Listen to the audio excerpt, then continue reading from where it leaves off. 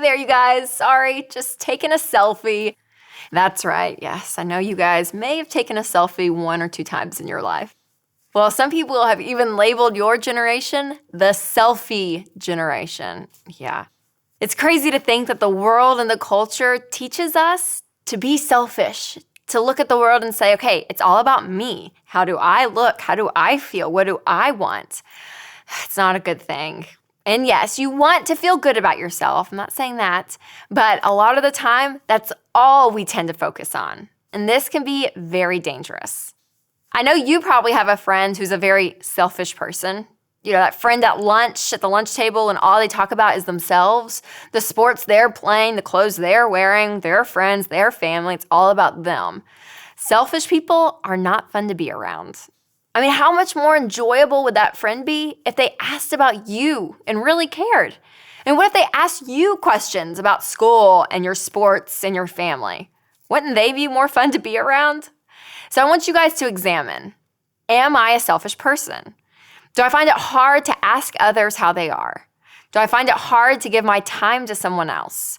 Do I find it hard to give my money away to someone who really needs it? When you become the opposite of selfish, you become selfless. And when you're selfless, life is more about other people than yourself. And life is so much more fun and enjoyable. It's important to discover if you're a selfish or a selfless person. I can remember all the times in my life when I either gave my money or my time, and I took so much away from those experiences. Again, my heart changed from being selfish to a little bit more selfless. So push back against the selfie world that we live in and look to see how you can be a good friend and look to others' needs before your own. So let's talk about giving. When we think about giving, most people probably think about something we call charitable giving. Charitable giving is generally defined as giving money to a charity or a nonprofit type of organization. These would include places like churches and hospitals or even your school. These types of organizations usually rely on donations from others so they can operate day to day. Also, they use the money they receive to further their mission and serve others like yourself. Being charitable is all about giving to help others. I remember being in middle school and I was a part of a step team. Pause, let me see if I still got it. Now I don't have no more. We had a huge step competition out of state and we didn't have the funds to go, but a local company sponsored us and paid our entire way to the competition. We were so thankful that the company sponsored us. And I gotta let you know, we won that competition. Woo!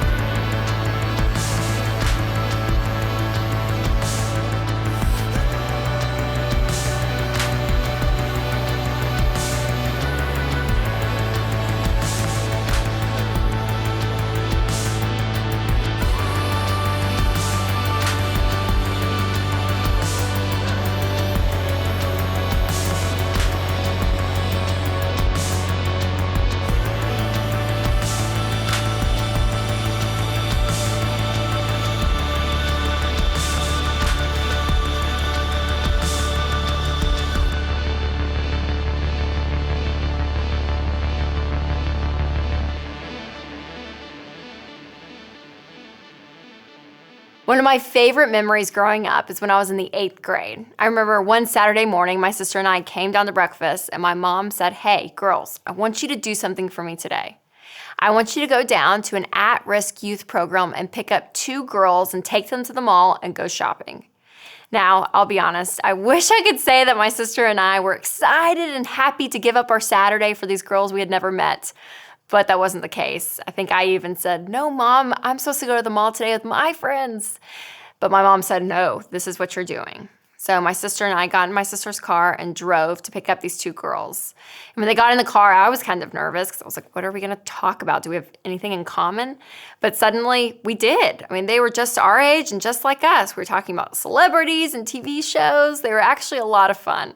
And we got to the mall and we went shopping all afternoon. We went in and out of stores. We even ate lunch in the food court, I remember. And it was just so fun getting to know them, being able to give to them not only clothes, but also our time. I'll never forget one of the girls in the car as she was leaving. She started crying and she said, "Thank you so much for today. I haven't been shopping in over 5 years." And in that case, my 8th grade mind was completely blown. I had no idea. I mean, I went shopping, every week. I didn't go to the mall and buy something every time, but I would go walk around the mall and shopping was a part of my life. But that's when I realized how important giving is. Giving is so, so important, you guys. Not only because you help other people, but it makes your life so much fun. Giving and helping people really is the most fun you can have with money. And what's cool is that you don't just have to give your money. You can also give by giving of your time. When you volunteer somewhere and work for free, maybe that means raking your neighbor's yard. Or if you play guitar, maybe you go down to the nursing home for the afternoon and play for them.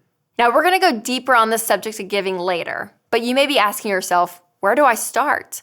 Well, if you want to give some money away, I would say find places in your community, like your church or an animal shelter. Maybe you want to volunteer. If that's the case, ask a parent or an adult in your life that you trust to help you find somewhere, like a homeless shelter, food bank, or hospital. Now, giving makes others feel good because you did something for them, but giving also benefits you as the giver. For example, giving makes you happy because you did something for someone else. Studies also show that giving is actually good for your health too.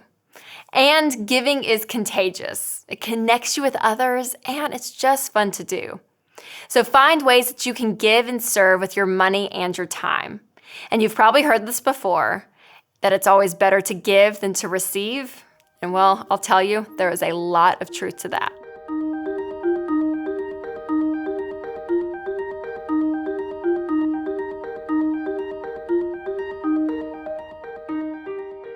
Okay, we just heard Rachel teach on giving, and here we are with Dave Ramsey. And Dave, got to ask you, what does giving actually look like throughout our lives?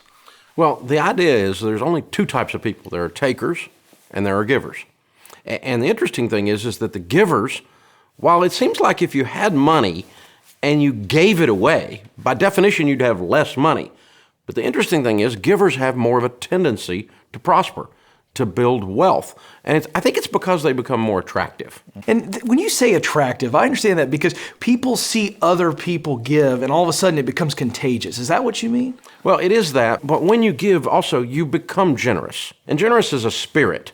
Generous is not just, I gave some money away. Generous is how I treat other people. Generous is the person who picks someone's books up when they fall out of their locker. Generous is they help somebody by opening a door when they got a bag full of groceries. That's generous, as well as generous is giving money away.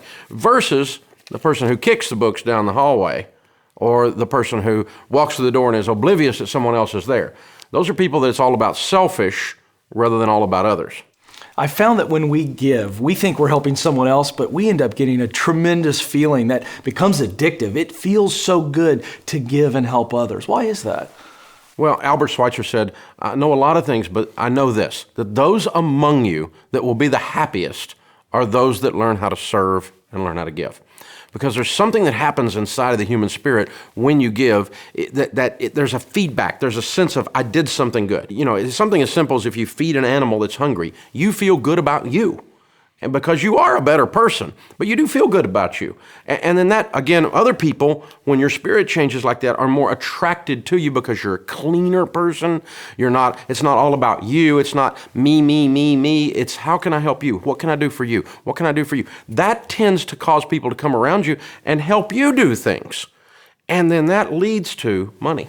So as we look at money and we think about a habit of giving, how important is it to develop this habit of giving to reaching our financial goals? Well, it's probably the most important thing. All the other things are kind of the math around it, but this is kind of the philosophy and the spirit around it. If you think about a pond out on the farm, I mean, when I was a kid, my parents had a place out on the farm, and there was a pond out there, and it didn't have any outlet. The water all came into it, but it didn't ever go out. And you know what happened to that pond? Eventually it got scum on top. And so people that don't ever give, they don't have any outlet, and they get kind of scummy. They kind of, I mean, you've dealt with people that's selfish and it's me, me, me, me. You don't want to be around them. You don't want to be around them if you're 6 years old or you're 16 years old or you're 66 years old. Nobody wants to be around those people. But, contrast that then with the mountain stream, where the water's always flowing. The money's always flowing. So they're always giving. There's stuff coming to them, but it's always going out. And it's the prettiest, most beautiful water that has the cleanest taste anywhere.